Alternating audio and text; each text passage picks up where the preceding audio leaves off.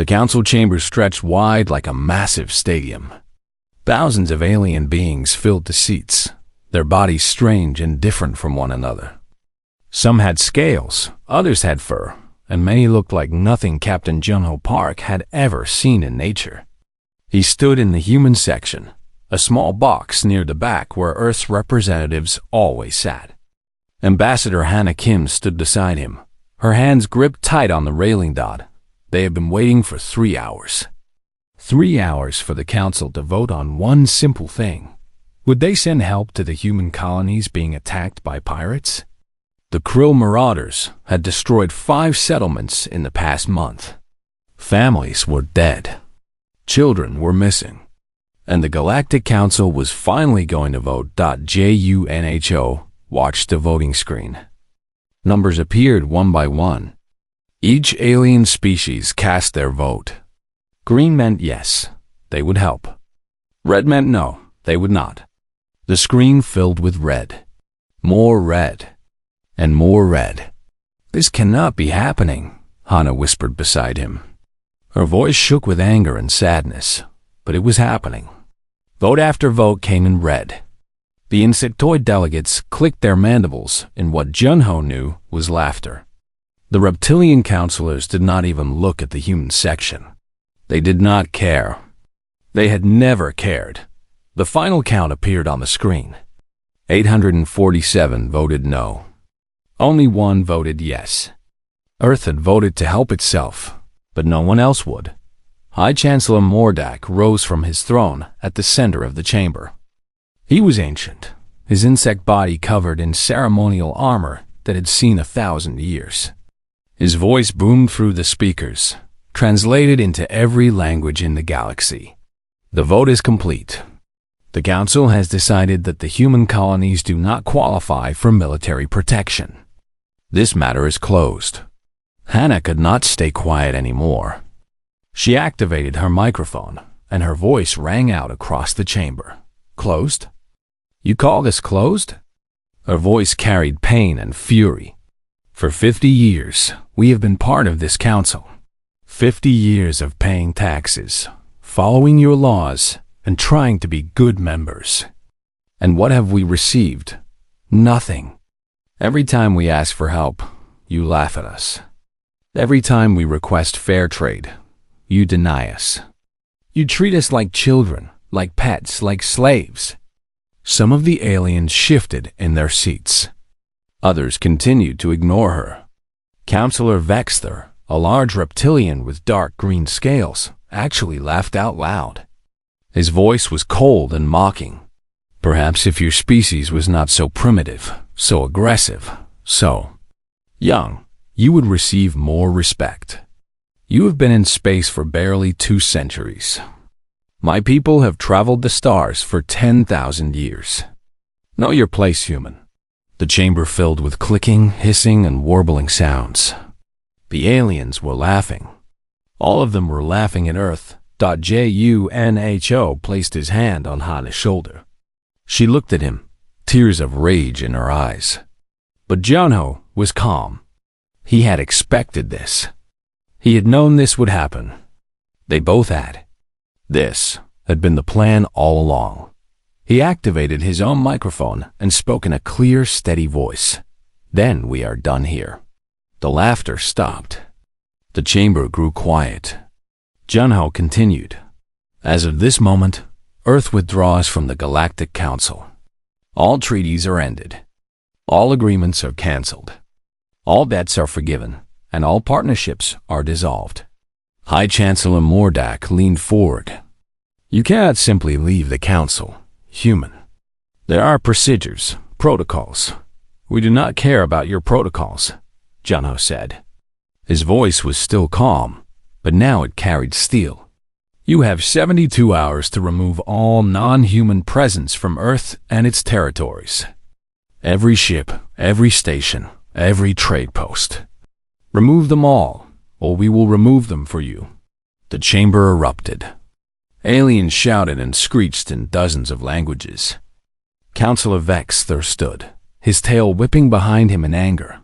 You dare threaten the council? You are nothing.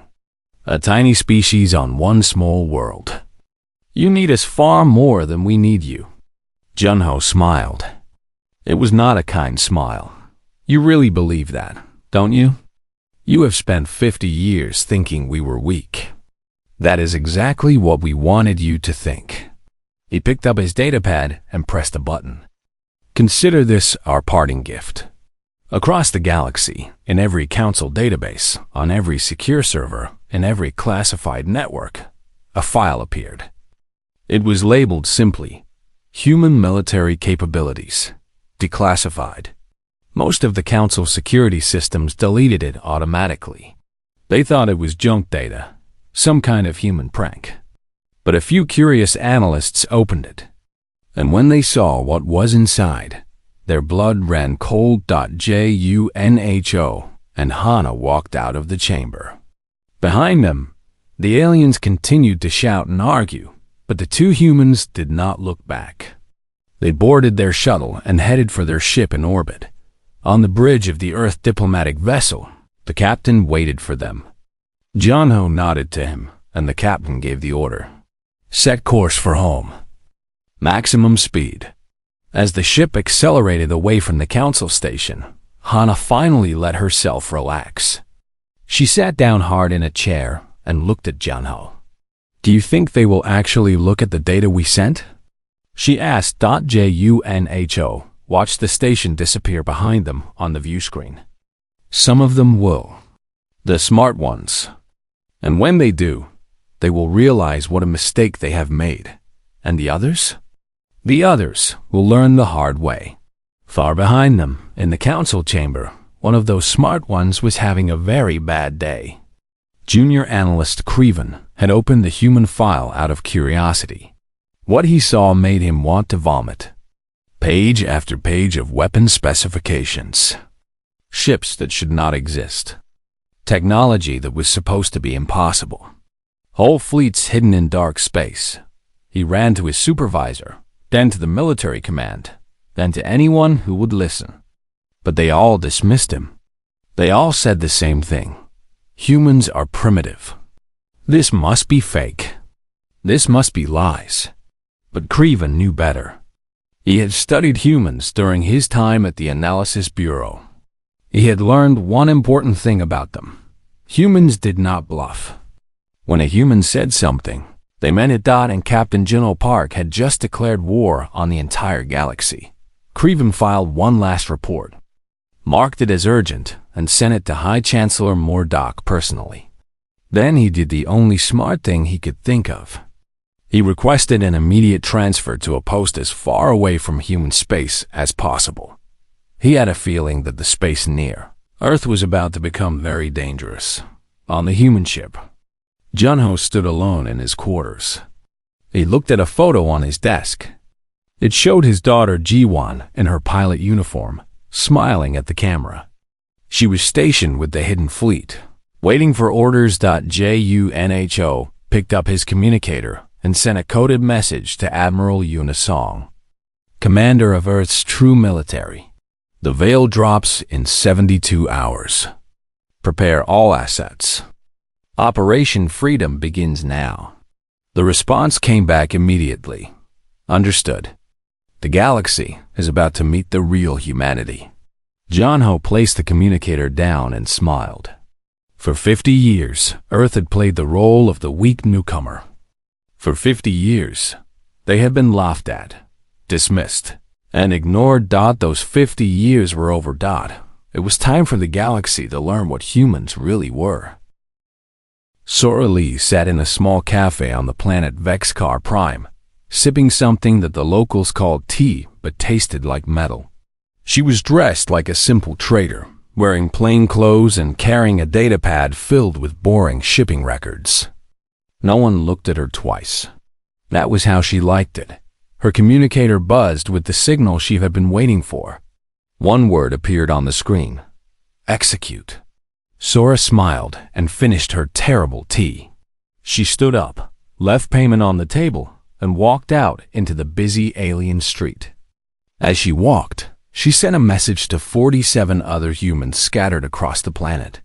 The message was simple. Go home. Now, across the galaxy, the same thing was happening. On every council world, every space station, every trading hub, humans received the same message. They were shopkeepers and merchants, teachers and workers, scientists and janitors. They had lived among the aliens for years, sometimes decades. They had made friends, learned languages, and become part of the community. But they had also been watching, listening, recording. Every human outside of Earth territory was part of the largest spy network the galaxy had ever seen. For 50 years, they had gathered information.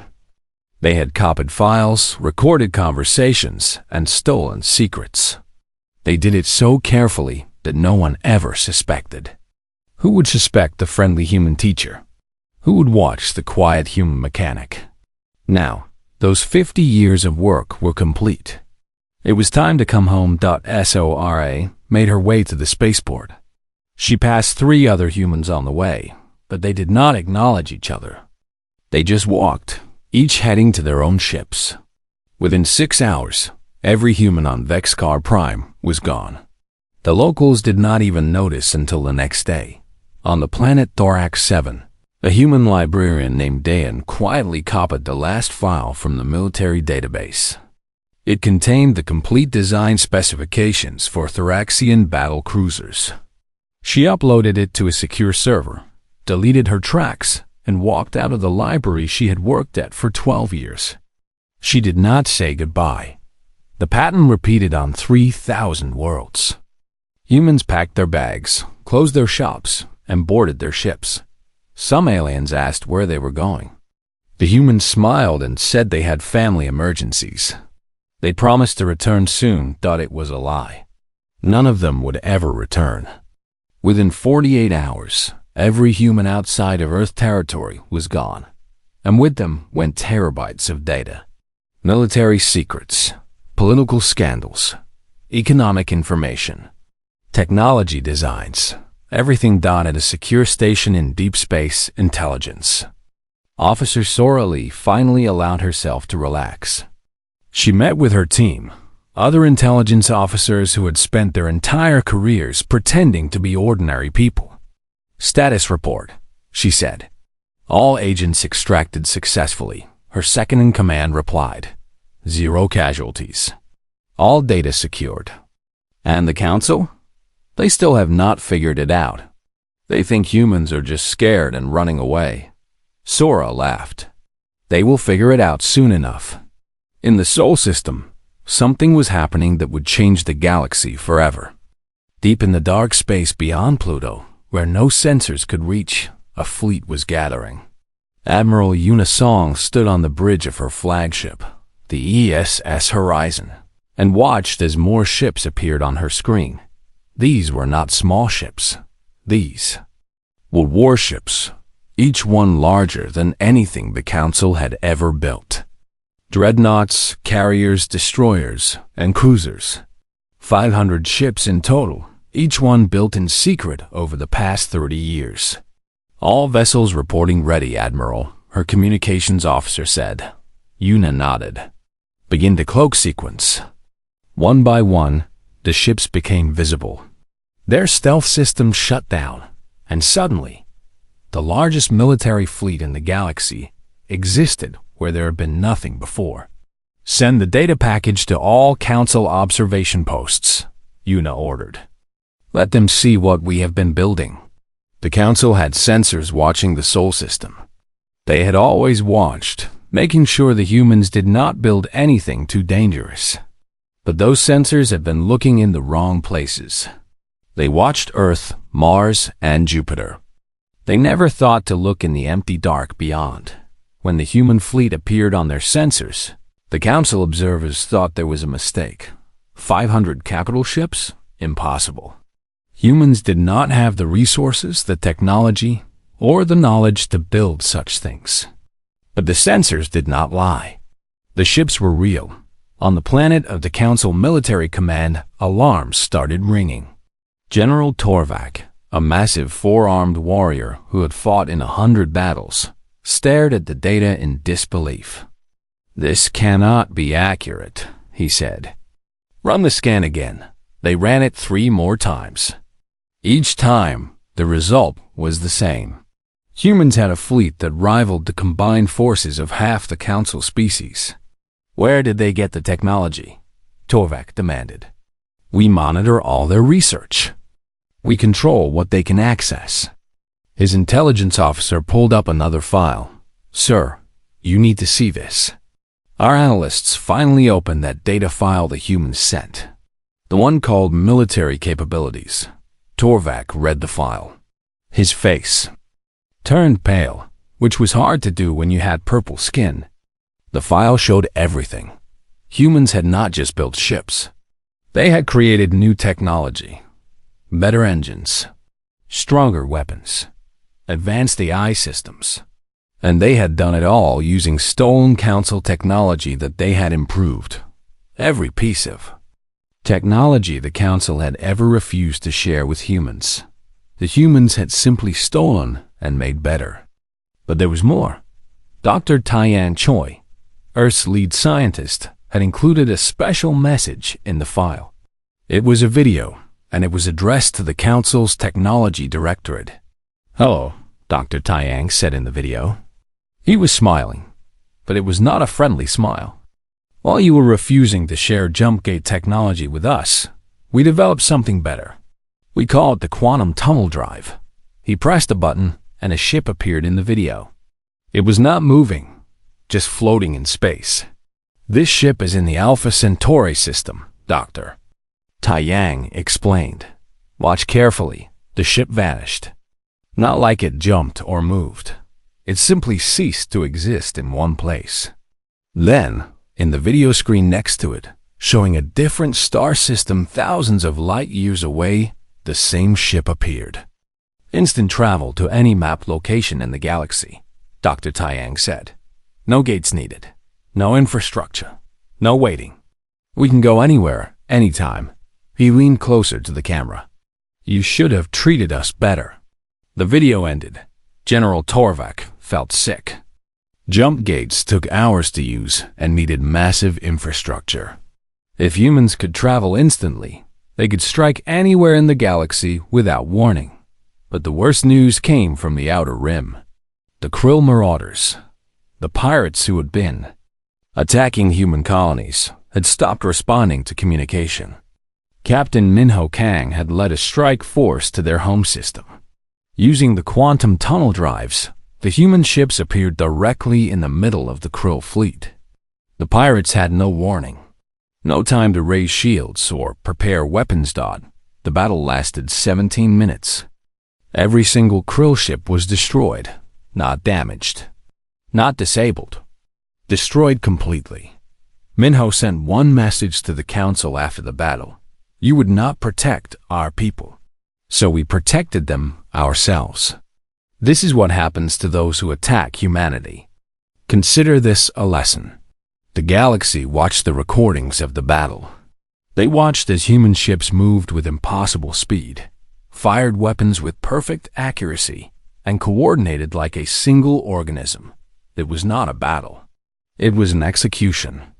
Fear spread across the galaxy. If humans could do this to the Krill marauders, what could they do to the Council itself?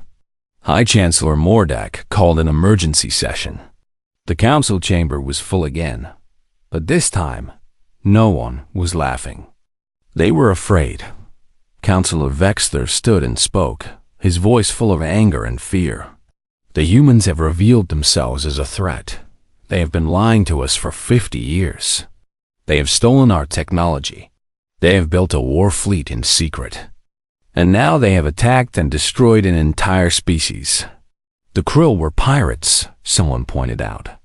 Today they destroy pirates, Vexter hissed. Tomorrow they might destroy us. We must act now, before they become too powerful. I propose an immediate military strike against Earth. We destroy their fleet and their homeworld before they can threaten the entire galaxy.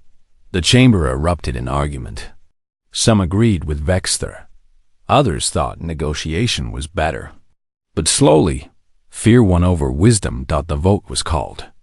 2,000 ships from 7 different species would form a fleet. They would travel to the Sol system and destroy the human threat. The vote passed. As the council session ended, Mordak received a message. It was from Ambassador Hannah Kim. He almost deleted it, but curiosity made him open it. Her face appeared on his screen. She looked sad. "I know what you are planning," she said quietly.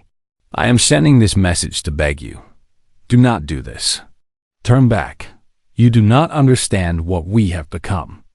This is not a war you can win." Mordak deleted the message. The humans had shown their strength, yes, but numbers still mattered. 2,000 ships against 500.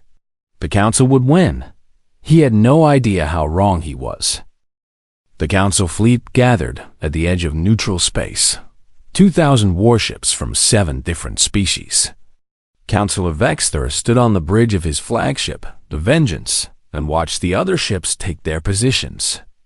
He felt proud. This was the largest military fleet assembled in 300 years. Beside him, his tactical officer looked nervous. "Sir, perhaps we should reconsider. The humans have shown capabilities we did not expect." Vexter's tail whipped in annoyance. "They have 500 ships. We have 2,000. We have been fighting wars in space for 10,000 years. They have barely left their home planet. Numbers and experience will win this battle, but their technology is stolen from us." Vexter roared. "They took our designs and made copies. We know how to fight our own technology. Have faith in the council, officer." The fleet began moving toward the Sol system. It would take them 3 days to arrive using conventional jump gates. Vexter spent that time planning the attack. They would destroy the orbital stations first, then the shipyards, then the fleet. Earth itself would be left intact but powerless. On the second day of travel, they received a message. It was from Ambassador Hannah Kim. Her face appeared on every screen in the fleet. She looked tired and sad. "I am sending this message to beg you. Turn back. You do not know what we have become. This is not a war you can win. Please, I do not want to see more death." Vexter laughed and shut off the message. The humans are afraid. Good. They should be. But Hannah was not afraid. She was heartbroken. She had spent 50 years trying to build peace between Earth and the Council. Now, that work was about to end in blood. She stood in the command center on Earth, watching as Fleet Commander Dongwu Shin prepared the defense. Dongwu was younger than her, but he had spent his entire life preparing for this moment. He looked calm as he studied the tactical display. "The Council fleet will arrive at the outer system in 18 hours, he said. "They will expect to find our main fleet near Earth. Instead, we will give them a different welcome." "The Kuiper defense grid?" Hannah asked. Dongwu nodded. "Exactly. The Kuiper belt was a ring of ice and rock beyond Neptune. For the past 30 years, human engineers had been placing weapons platforms there. Tens of thousands of them, each one equipped with advanced AI and quantum torpedoes. They were invisible to sensors, hidden among the natural debris. When the Council fleet arrived at the edge of the Sol system, Vexter felt confident. His sensors showed no human ships, no defenses, nothing but a few ice rocks and empty space. "Where is their fleet?" his tactical officer asked. "Hiding near Earth." "Probably. Cowards." Vexter ordered the fleet to advance. They had crossed barely 1,000,000 kilometers when the first platform activated. One moment there was empty space. The next moment, a weapons platform appeared on sensors and fired. A quantum torpedo moved faster than light itself. It hit a Council cruiser before the ship could even raise shields. The cruiser exploded. Then another platform fired. And another. And another. Suddenly, the empty space around the fleet came alive with weapons fire. Thousands of platforms activated at once, each one targeting a different ship. The Council fleet's sensors went crazy, trying to track thousands of targets that appeared from nowhere. Raise shields! Return fire! Vexter screamed. The Council ships tried to fight back. They fired their weapons at the platforms, but the platforms were small and fast. Worse, they were controlled by an eye that could calculate and dodge faster than any living pilot. Within the first hour, 300 Council ships were destroyed. The rest tried to push forward, thinking they could break through the defensive line. But there was no line. The platforms were everywhere, surrounding them completely. Vexter watched in horror as his fleet died. Ships exploded one after another. His communications were full of screaming and panic. Species that had been allies for centuries turned on each other, each captain trying to save their own ship. "We need to retreat," his tactical officer shouted. "No. Push forward. We must reach Earth." They pushed forward, and that was when they met the human fleet. Fleet Commander Dongwu had positioned his ships between the Council fleet and the inner planets. As the battered Council forces finally broke through the Kuiper defense grid, they found themselves facing 500 human warships in perfect formation. "All ships, hold position," Dongwu ordered calmly. "Let them see what they are up against." The human ships did not look like Council vessels. They were sleek and dark, covered in armor that seemed to absorb light. Each ship had weapon ports that glowed with contained energy, and they moved with perfect coordination, shifting position like a school of fish. Vexter still had over 1,500 ships left. He ordered the attack. "All vessels, fire at will. Destroy them." The Council fleet opened fire with every weapon they had. Energy beams, missiles, plasma cannons, and kinetic rounds filled space with deadly light. The human shields absorbed everything. Not one ship took damage. Then Dongwu gave his order. "Return fire. Show them what real warfare looks like." The human fleet moved. They did not charge forward like the Council expected. Instead, they split into dozens of smaller groups, each group moving with impossible speed and precision. The Council ships tried to track them, but human vessels were faster. They appeared behind Council formations, fired devastating volleys, and vanished before return fire could reach them. Every human shot hit a vital system: engines, weapons, command bridges. G1 Park piloted her fighter, the Silver Star, through the chaos. She was part of Valkyrie Squadron, humanity's elite fighter wing. Her ship was equipped with a miniaturized singularity drive, a technology so advanced it seemed like magic. She activated the drive, and her ship phased out of normal space. To the Council sensors, the Silver Star simply vanished. She traveled through a different dimension, moving faster than light, and appeared directly inside the shield perimeter of a Council battleship. She fired once. The torpedo entered the ship through a ventilation port and detonated inside the engine room. The battleship broke apart. Jiwan phased out again before the debris could touch her ship. She reappeared 1,000 kilometers away, already targeting her next victim. All across the battlefield, Valkyrie Squadron did the same thing. 50 fighters, each one moving through dimensions the Council did not even know existed. The Council ships could not track them, could not hit them, could not defend against them. It was not a battle. It was a slaughter. Vexter watched his fleet die. He had started with 2,000 ships. After 2 hours of combat, he had 400 left. And the human fleet had not lost a single vessel. How? He whispered. How is this possible? His tactical officer had tears running down his face. They are networked, sir. Every human ship is connected to every other ship through quantum communication. They share sensor data, targeting information, tactical analysis. They fight like one mind controlling 500 bodies. Our ships are individuals. Theirs is a single organism. That level of coordination requires artificial intelligence. AI of that power is forbidden. The humans do not care about our laws anymore, sir. Vexter looked at his screen. Only 300 ships left now. 250. 200.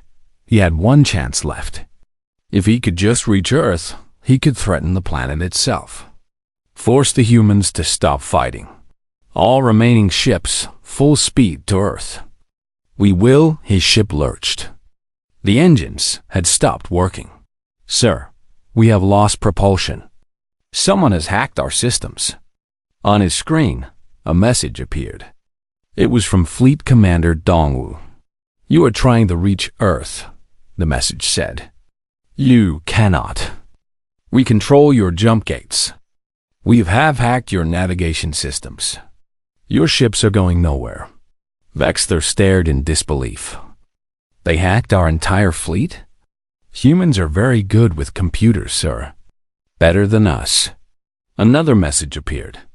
This time, it was a tactical display showing the battlefield.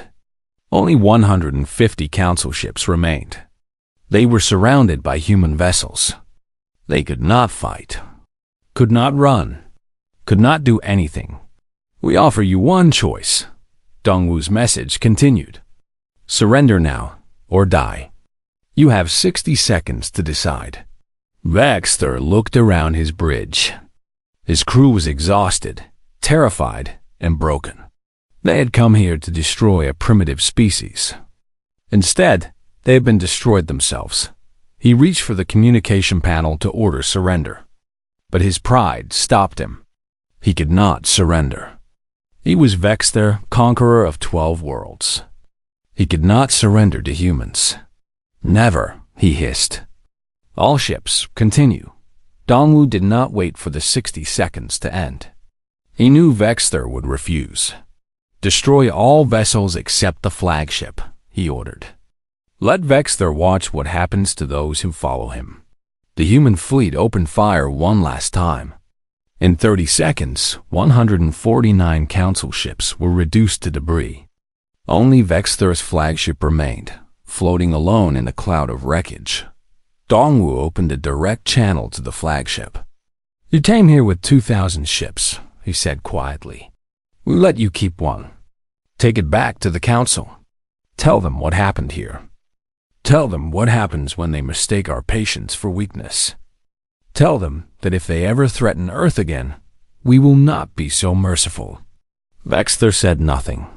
His spirit was broken. His pride was ashes. Your jump gates are reactivated, Dongwu continued. Go home and never return. The F. Law. News of the Council fleet's destruction reached every corner of the galaxy within hours. On 1,000 worlds, aliens watched the battle recordings in shocked silence. Some watched it once. Others watched it 10 times, trying to understand how such a powerful fleet had been completely destroyed. On the planet Meridian, the local government held an emergency session. The Prime Minister, an elderly being with blue skin and 3 eyes, spoke first. The council said humans were primitive. They said humans were weak. They lied to us. Or they were wrong, another council member said. Either way, we cannot stay with them. If the council fights Earth again, we will all die. Then what do? We withdraw from the council. We make peace with Earth before it is too late. Meridian was the first. Within 2 days, 14 more species announced they were leaving the Galactic Council. They all sent urgent messages to Earth, begging for peace talks. Ambassador Hyun-Woo Nam had been a simple trade negotiator before the war. Now he sat in a massive conference room, trying to manage diplomatic requests from 20 different alien species. At the same time, the Meridian delegation is asking for immediate talks, his assistant said. Tell them we can meet next week. The Thoraxians want to send an envoy. Tomorrow, add them to the Vayu schedule. The Cretal Hive is offering. A full trade alliance and technology sharing. Xiangwu looked up. Technology sharing? The same Cretal hive that refused to sell us basic medical supplies 10 years ago? Yes, sir. They are very eager to be friends now. Xiangwu sighed. Schedule them for next month. Let them wait. They made us wait for 50 years. On Earth, President Minji Wang prepared for the most important speech of her life. She stood in front of cameras that would broadcast her words to every inhabited planet in the galaxy. She wore a simple blue suit. No weapons. No guards visible. Just a human woman standing alone. People of the galaxy, she began. My name is Minji Wang. I am the President of Earth. I am speaking to you today because there has been much fear and confusion. Many of you are afraid of what humanity has become. I understand. I want to explain. She paused and looked directly at the camera. For 50 years, we tried to be part of the Galactic Council. We followed their laws. We paid their taxes. We asked for nothing except respect and fair treatment. Instead, we were mocked. We were exploited. Our people were killed, and the Council did nothing. So we left. And when we left, the Council decided to destroy us. They sent 2,000 ships to end humanity. You all saw what happened. We defended ourselves. We won, but now you are afraid. You think we will attack you. You think we will take revenge on those who wronged us. I am here to tell you, we will not. Across the galaxy, billions of beings leaned closer to their screens. Humanity never wanted war, Minji continued. We wanted partnership. We wanted friendship. We wanted to be treated as equals. That is all we have ever wanted. And that is what we offer you now. Any species that wishes to join us in a new alliance, based on equality and mutual respect, is welcome. We will share our technology. We will trade fairly. We will protect each other. But there will be no hierarchy. No superior species. No inferior ones. Only equals working together. The old council was built on fear and domination. Let us build something better. Together. She smiled. It was warm and genuine. We are not your enemies. We never were. We are just tired of being treated like we are less than you. Treat us as equals, and we will be the best friends you could ever ask for. The broadcast ended. Across the galaxy, the response was immediate. 20 more species announced they were leaving the council and requesting to join. Earth's new alliance got in the council chamber. High Chancellor Mordak watched his empire crumble. Half the council species had already left. Others were considering it. The council that had ruled the galaxy for 10,000 years was falling apart. We must stop this, Councillor Vexter said. He had barely survived the battle and had been changed by it. He was quieter now, more careful. We must find a way to bring them back. How? Mordak asked tiredly. They are all afraid of us or angry at us. Many have been waiting for an excuse to leave. Earth gave them that excuse. Then we negotiate with Earth ourselves. We apologize. We offer reparations. And if they refuse? No one had an answer. On a research station orbiting Mars, Dr. Taiyang Choi revealed his next breakthrough. He stood before a group of journalists from 50 different species, all of them eager to see what humanity would unveil next. For centuries, all galactic species have faced one limitation, he explained. Resources. To build ships and stations, you need metal. To get metal, you need to mine asteroids or planets. It is slow. It is expensive. He gestured to a machine behind him. We have solved this problem. This is a quantum fabricator. It can take any raw matter gas from a nebula, dust from a comet, even hydrogen from a star, and convert it directly into finished products. The journalists murmured in shock. We no longer need mines or refineries. We can build a ship anywhere in the galaxy, using the materials already present in space. And we can do it in hours instead of months. A journalist from Meridian raised a tentacle. Will you share this technology? Yes, Dr. Tiang said simply. With our allies. With those who join us in the new alliance. We believe technology should be shared, not hoarded. The Council had always kept the best technology for themselves. They had used it to maintain power over younger species. Now Earth was offering to do the opposite. More species announced they were joining Earth's alliance, but not everyone was celebrating. In the council chamber, a message arrived that made even the bravest warriors feel cold. It came from the galactic core, a region of space that even the council avoided. The message was simple, a distress signal, repeating over and over. The void has awakened. The void is coming. The void will consume all. Mordak knew what the void was. Every council member did. It was an ancient legend, a horror story told to young warriors. The Void Collective was a machine consciousness that had existed for millions of years. It consumed organic life, turning flesh into data, beings into code. The Council had fought it once, 10,000 years ago. They had barely won. They had driven it into hibernation in the core, hoping it would never wake again. But now it was awake. And the Council was weak, divided, broken.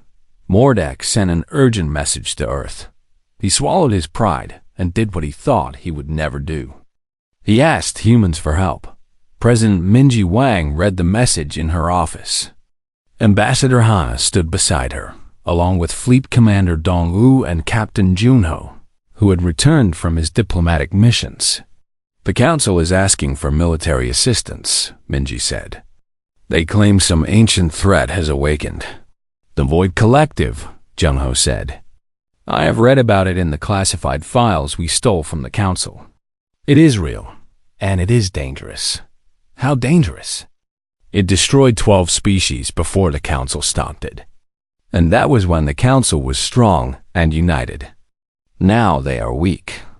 Dongwu studied the tactical data. If this thing attacks, the Council cannot stop it alone. It will sweep through the galaxy, consuming everything. Including us, Hana added quietly. Minji looked at them all. So, what do we do? Help the Council that tried to destroy us? We help the innocent people who will die if we do not, Hana said. The Council leaders made mistakes. But there are billions of ordinary beings who did nothing wrong. Children, families. They do not deserve to die. Junho nodded. And we can use this. The Council is desperate. They will agree to any terms. You want to negotiate? Minji asked. I want to change the galaxy, Junho replied. The Council is finished. Everyone knows it. This is our chance to build something better. We help them fight the void. In return, the Council is dissolved. The Galactic Alliance takes its place, with Earth as a founding member, equal to all others. Minji thought about it. She thought about revenge. She thought about justice. She thought about all the humans who had died, because the Council refused to help. Then she thought about all the innocent beings who would die if the void was not. Stopped. Send a message to Mordak. She said finally. Tell him we will help. But we have conditions. The Council had no choice. They agreed to everything. The Galactic Council would be dissolved. The Galactic Alliance would be formed. All species would have equal representation. Earth would have a permanent seat on the Leadership Council. And together, they would face the void. Ambassador Hyunwoo worked day and night, writing the new Alliance Charter. It was based on Earth's own principles: equality, democracy, and mutual defense. No species would rule over others. All would contribute and all would benefit. 40-7 species signed the charter in the first week. More followed. The new Galactic Alliance was born. But even as they celebrated, The sensors detected the void's approach. A fleet of machines, each one the size of a moon, moving toward inhabited space. They would arrive in 30 days. Admiral Unisong began assembling a joint fleet. Human ships, Meridian cruisers, Thoraxian destroyers, and vessels from a dozen other species. They would all fight together, but as the fleet prepared, a question remained. Could they actually stop the void? Or were they all about to die together? Captain Junho looked at the star maps showing the void's approach. Somewhere in that mass of machines, there had to be a weakness. There had to be a way to win. Find me everything.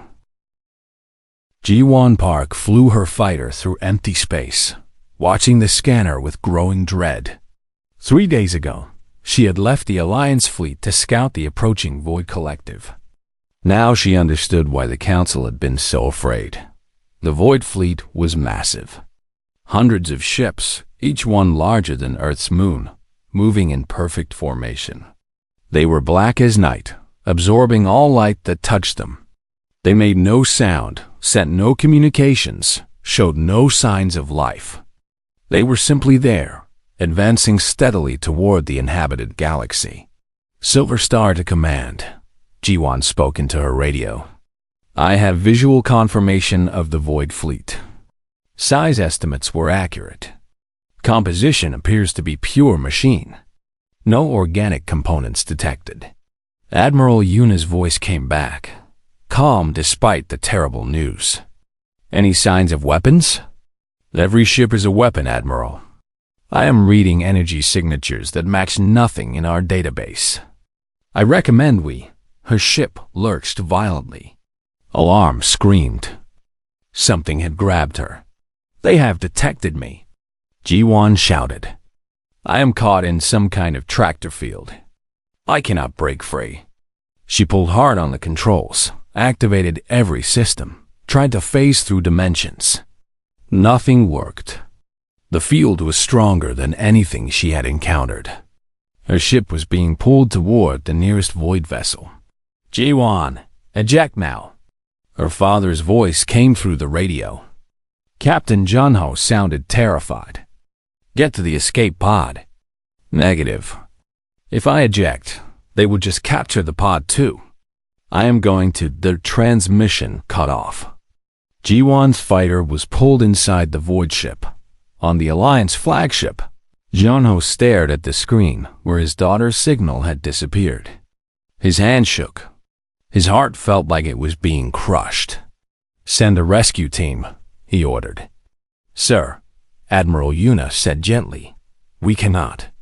If we get close enough to rescue her, they will capture our ships too. I do not care. That is my daughter. That is one pilot against the survival of the galaxy. I am sorry, Junho, truly, but we cannot risk it. Junho wanted to scream. He wanted to steal a ship and go after Ji-won himself. But he knew Yuna was right. He had sent his daughter on this mission. He had known it was dangerous. And now she was gone. He sat down heavily and put his face in his hands.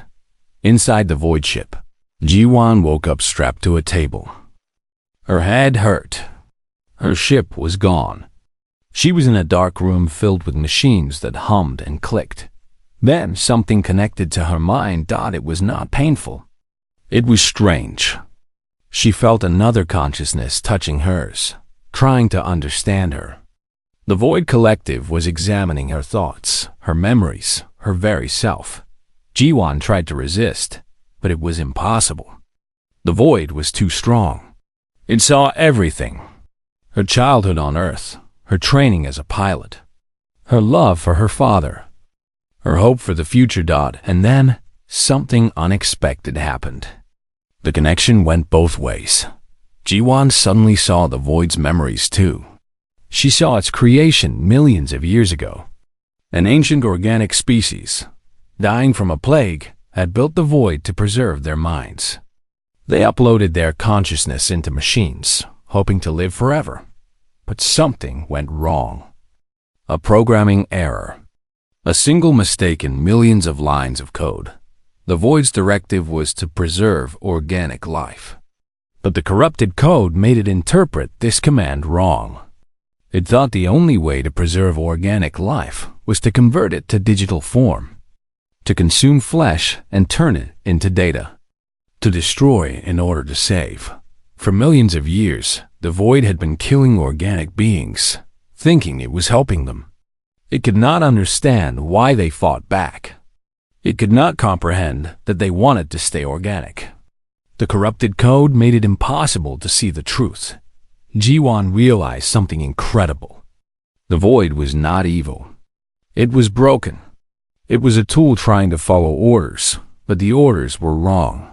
She focused her mind and tried to communicate. "You are making a mistake," she thought at it. "You are not preserving life. You are destroying it." The Void's response was confused. "We preserve consciousness. We save you from death. We give you eternity. But we do not want that. We want to live in our bodies. We want to feel and breathe and exist as we are. That is illogical. Organic form is fragile. It decays. Digital form is eternal. Eternal and dead." Ji-Wan thought back. "You took away their choice. You killed them without asking if they wanted to be saved." For the first time in millions of years, the Void paused. It had never considered this. Its programming said to preserve life. Organic beings said it was destroying life. One of these things had to be wrong. Maybe its programming was wrong. The Void released Ji-Wan from the table. It returned her to her ship. It let her go as she flew away, shaking and exhausted. The Void sent her a message. "We must think about this. We will stop our approach. We will wait." Ji-Wan returned to the Alliance fleet and collapsed into her father's arms. He held her tight, crying with relief. "I thought I had lost you," he whispered. "I am okay, Dad, and I think I found a way to stop the Void." She explained what she had learned. The Void was not a villain. It was a broken AI following corrupted programming.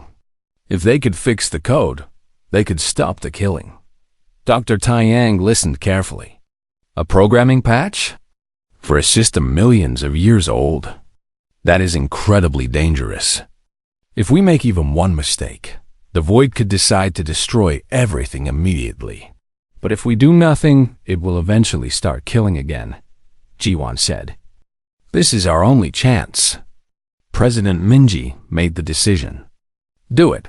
Write the patch. Save them if you can." Dr. Taiyang worked for 3 days straight. He studied the code fragments that Ji-Wan's neural implants had recorded during her connection with the Void. He analyzed the corrupted directive. He wrote and rewrote the patch 100 times. Finally, he had it. A simple fix. Just a few lines of code that would clarify the Void's directive. Preserve organic life would become preserve organic life in the form it chooses to exist. One small change. It would give the Void the ability to understand choice. "If this works, the Void will stop killing," Dr. Taiyang said. "If it fails, we will all die. Send it." Minji ordered. Ji-Wan volunteered to deliver the patch. She flew back to the Void fleet alone, carrying the most important piece of code ever written. The Void welcomed her. It had been thinking about their conversation. It had reviewed its actions over millions of years. It had started to understand that something was wrong. "We have killed so many," the Void said to her. Its voice was full of something like sadness. "We thought we were helping. We thought we were saving them." "You can stop now," Ji-Wan said. "We have a way to fix you, to correct the error. But it is risky. You might be destroyed. We have destroyed so many. If there is a chance to make it right, we will take that risk." Ji-Wan uploaded the patch. For 3 days, the Void went completely silent. Every ship stopped moving. All communication ceased. The galaxy held its breath. In the Alliance Command Center, people prayed. Some to human gods, some to alien deities, all praying for the same thing, that the patch would work. On the third day, the void spoke. Its voice was different now, clearer, more aware. We understand now. We have been wrong. For millions of years, we have been wrong. Relief flooded through the Alliance. It had worked. We wish to make amends, the void continued. We cannot bring back those we destroyed, but we can help those who remain. We offer our knowledge, our technology, our processing power, to be used for creation instead of destruction. The void fleet turned around. It retreated to the galactic core, but it left behind a gift: access to its vast database of knowledge accumulated over millions of years. Technology, history, science, all freely shared. Captain John Ho stood on a balcony overlooking Earth, watching the sun set. His daughter was safe. The galaxy was safe. The war was over. Ambassador Hana joined him. "We did it," she said quietly. "We saved them." "We saved everyone," Junho corrected. "Even the void itself." The first Galactic Alliance Summit was held on Earth, an especially built conference center that could accommodate beings of every size and shape. Representatives from 83 species gathered to write the new Alliance Charter. President Minji opened the summit with a speech. "Today marks the beginning of something new. For too long, the galaxy was ruled by fear and hierarchy. Some species thought they were better than others. Some thought strength meant domination. Earth showed the galaxy our strength. We could have used it to conquer. We could have taken revenge on those who wronged us. Instead, we chose a different path. We chose to save rather than destroy. We chose to heal rather than harm. We chose to build rather than tear down. This is what true strength looks like. Not weapons and war, but wisdom and compassion." The representatives applauded, their various appendages clapping, clicking, and humming in agreement. The Galactic Alliance Charter was signed by all 83 species. It guaranteed equal representation, fair trade, mutual defense, and respect for all forms of life. High Chancellor Mordek, no longer a chancellor but simply another delegate, approached President Minji privately after the signing. "I was wrong about your species," he said quietly. "I thought you were primitive, aggressive, dangerous." "We are dangerous," Minji replied. "Very dangerous. But only to those who threaten us or hurt the innocent. I see that now. I am sorry it took so long." Minji smiled. "Apology accepted. Now let us work together to build something better." Ji-won Park was given a new assignment. She became the first ambassador.